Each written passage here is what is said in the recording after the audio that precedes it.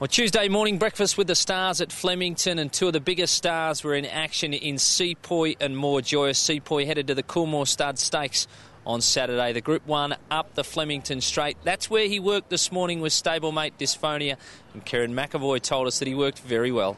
Yeah, really happy. He travelled really nice in behind and hit the line full of running. It was nice work leading into his main race on Saturday. He's such a relaxed and natural runner animal, isn't he? Yeah, well, Pete's given him a nice bit of easy time after his last win, and he travelled really well in his work. He's nice and fresh and seems happy, so he's given me similar feels in the lead up to his wins before, so I'm happy going into this race. Well, before the cameras arrived this morning, Njuna was out working with McAvoy in the saddle. This is Peter Snowden's runner in the Victoria Derby on Saturday, of course a winner of the Geelong Classic last week. McAvoy was delighted with its work too. He was fantastic at Geelong, and he pleased me as well this morning. Did some nice work over a bit of ground, and he's pulled up well from his win at Geelong. Obviously goes up to another level with Manawinui, but I'm confident we can run in the first three somewhere. Also working this morning was More Joyous. Gay Waterhouse was here to watch that piece of work. She was joined by Tony Abbott, an interested onlooker here, counting down towards the Maya Classic on Saturday, where More Joyous will be one of the hardest to beat. Oh, she was fabulous.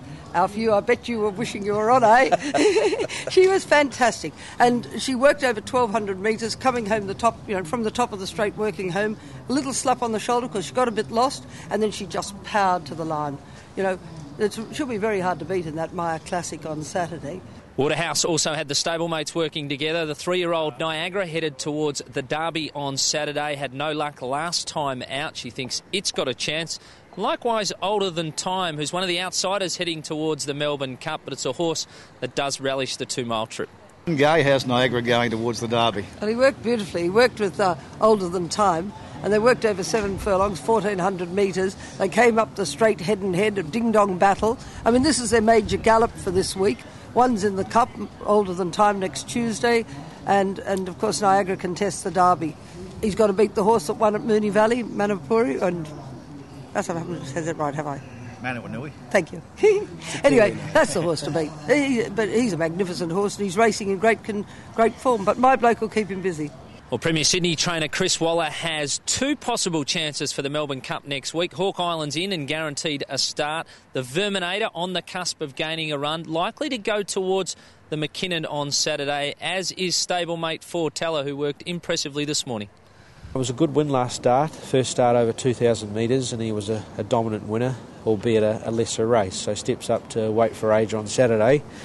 It's a big step up, but as you say, they got to the last 200 metres and Hugh Bowman actually rode him this morning and clicked him up, and he got to the line strongly. So it was a good workout, and no doubt he'll be there ready to go on Saturday. Just the one jump out from the barriers this morning at Flemington up the straight. All eyes on Sister Madley, who's in peak form and headed towards the Salinger, and also the 3-year-old Fox Wedge.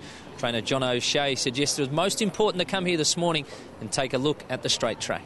Obviously Nash was pretty negative early, made sure he relaxed and got a couple off. Obviously a very good mare on the day and a hard mare to run down. Most important for him was to get him to attack a line, and I thought the last 50 was very good. It's a new dimension for them, and probably the difference for us when we come down to Melbourne is you've got these idiosyncratic tracks like Flemington down the straight and Moonee Valley around those tight bends, and as much practice we can get on them, the better. Amongst the other Derby hopefuls working this morning here at Flemington was Sabraj and Sangster. Sabraj, the last start winner of the Norman Robinson, looked impressive working this morning too. Going to be a key contender for the Derby on Saturday.